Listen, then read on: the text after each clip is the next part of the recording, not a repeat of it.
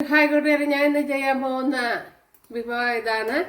നല്ല സോഫ്റ്റ് അപ്പം. അതുപോലെ തന്നെ ഒരു ദിവസം നമുക്ക് പച്ചരി ഒന്നും ഇടാൻ പറ്റിയില്ലെങ്കിൽ വളരെ എളുപ്പത്തിൽ തയ്യാറാക്കി എടുക്കാൻ പറ്റുന്ന ഒരു രീതിയിലാണ് ചെയ്തിരിക്കുന്നത്.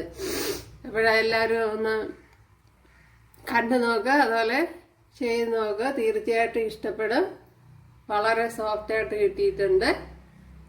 അപ്പോഴതെങ്ങനെയാണ് തയ്യാറാക്കണേന്ന് നോക്കുക. ഹായ് കൂട്ടുകാരെ, ഇന്ന് ഇതുപോലൊരു അപ്പമാണ് തയ്യാറാക്കുന്നത്. കണ്ടല്ല, ഭയങ്കര സോഫ്റ്റാണ്. അപ്പോഴേ കണ്ടു നോക്കാം വീഡിയോ. ഹായ് കൂട്ടുകാരെ, സെലിൻ ബ്ലോസിലേക്ക് സ്വാഗതം. ഇന്നൊരു ബ്രേക്ക്ഫാസ്റ്റ് നോക്കാം. അതിനായിട്ട് കുറച്ച് പച്ചരി എടുക്കണം.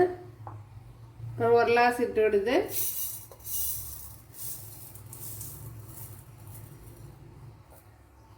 പിന്നെ മൊത്തം 2 ഗ്ലാസ്. അപ്പോഴേ കുമിച്ചെടുത്തിട്ടില്ല, ഉണ്ടല്ല, ഇതുപോലെയാണ് എടുത്തിരിക്കുന്നത്.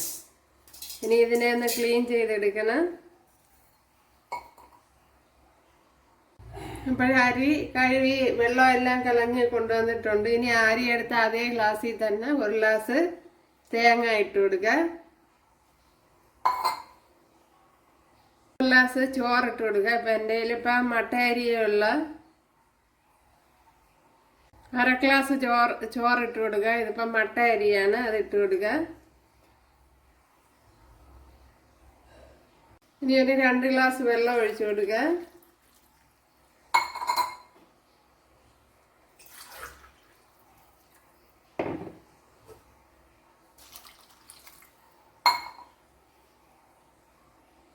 ഈസ്റ്റ് ഇട്ട് കൊടുക്കുക.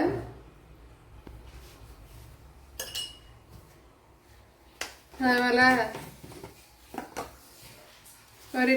ഷുഗറൊക്കെ 1 ടേബിൾ സ്പൂണൊക്കെ വേണമെങ്കിൽ ഇട്ട് കൊടുക്കുക.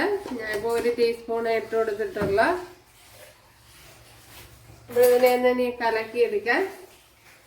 അപ്പോൾ നമുക്ക് ഇപ്പോൾ ഒരു ദിവസം പച്ചരി ഇടാനൊന്നും പറ്റിയില്ലെങ്കിൽ ഇതുപോലെ ഇട്ടിരുന്നിട്ട്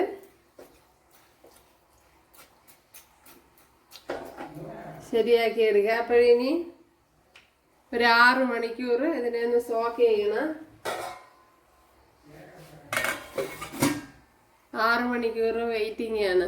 അപ്പോഴിനി 6 മണിക്കൂർ കഴിഞ്ഞാണ്. ഹായ് കൂട്ടുകാരെ, അപ്പോഴിന്നലെ ഇവിടെ ഇട്ട അരിയൊക്കെ നോക്കാം. അപ്പോഴതിവിടെ ഇങ്ങനെ ആയിട്ടുണ്ട്. അപ്പോൾ ഒരു ദിവസം നമുക്ക് പച്ചരിയൊക്കെ ഇടാൻ പറ്റിയില്ലെങ്കിൽ ഇതുപോലെ പെട്ടെന്ന് ശരിയാക്കി എടുക്കാൻ പറ്റും. ഇതിനെ മിക്സിയുടെ ജാറിലോട്ട് ഇട്ട് കൊടുക്കുക.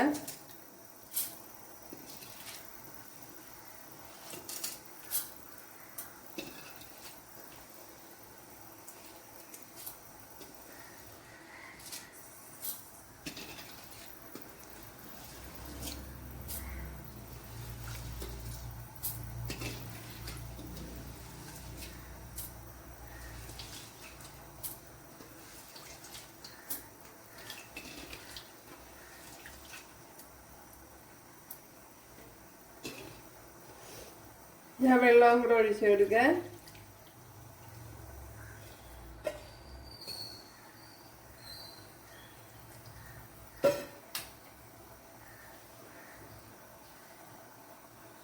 നല്ല സാബിലൂടെ ഇട്ട് കൊടുക്കുക.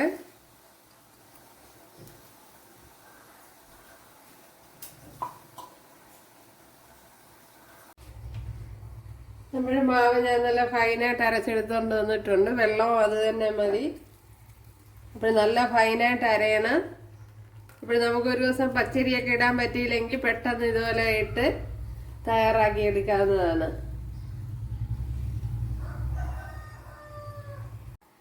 ഇനി ഉപ്പിട്ട് കൊടുക്കുക. ഇനി ഒന്ന് കുഴച്ചെടുക്കാം. നല്ലപോലെ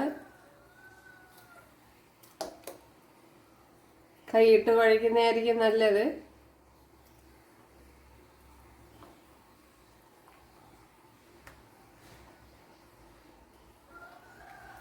ഇനി ഇതൊരു 1 മണിക്കൂറോ ഒരു 2 മണിക്കൂറോ ഒന്ന് അടച്ചു വെച്ചിരിക്കണം.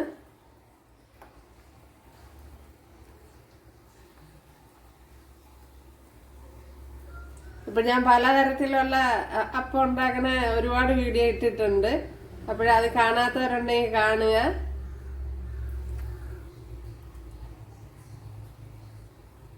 ഇത് ബാച്ചിലേഴ്സിനൊക്കെ ചെയ്തെടുക്കാവുന്നതാണ്. കാരണം വെള്ളത്തിൻ്റെ അളവ് എല്ലാം കറക്റ്റ് പറയുന്നുണ്ട്.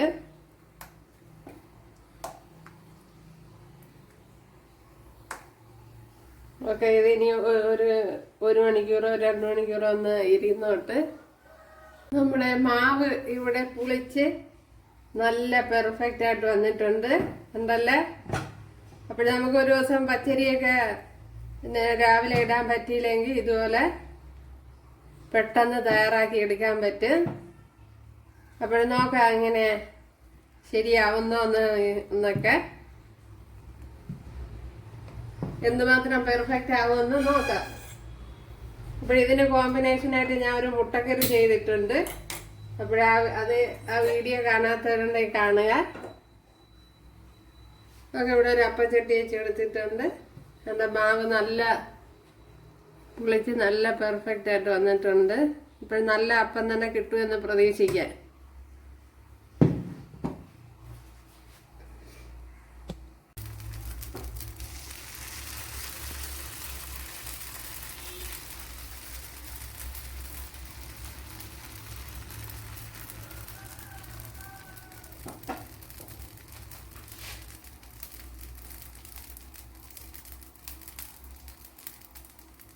തീ ഒരു മീഡിയത്തിൽ വെച്ചിരുന്നാൽ മതി. അപ്പോഴിവിടെ ഇങ്ങനെ ഹോൾസൊക്കെ വീണ് കഴിയുമ്പോഴത്തേന് അടച്ചു കൊടുക്കണം. അപ്പോഴും ബാച്ചിലേഴ്സിന് വേണ്ടിയാണ് ഞാൻ എടുത്തു പറഞ്ഞത്. എന്തെല്ലാം അപ്പം നല്ല പെർഫെക്റ്റ് ആയിട്ട് വന്നിട്ടുണ്ട്. അപ്പോൾ നിങ്ങൾക്ക് ഒരു ദിവസം മാവൊക്കെ പച്ചരി ഇടാൻ പറ്റിയില്ലെങ്കിൽ ഇതുപോലെ ചെയ്തെടുക്കാൻ കണ്ടല്ലേ. അപ്പോൾ ഞാൻ ഒരുപാട് രീതിയിലുള്ള അപ്പത്തിൻ്റെ ഇത് റെസിപ്പി ഇട്ടിട്ടുണ്ട്. അപ്പോഴത് കാണാത്തവരുണ്ടെങ്കിൽ കാണുക.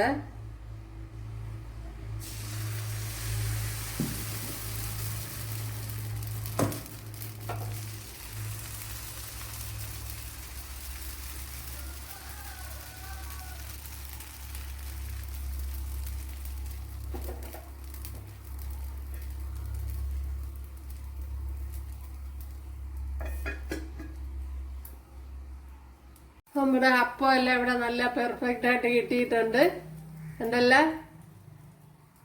അപ്പോഴെല്ലാവരും ചെയ്ത് നോക്കുക. ഇഷ്ടമായ സബ്സ്ക്രൈബ് ചെയ്യുക, എനിക്കൊരു സപ്പോർട്ടാവും. അപ്പോഴടുത്തൊരു വീഡിയോ ആയിട്ട് കാണാമെന്ന് പറഞ്ഞുകൊണ്ട് താങ്ക്സ്.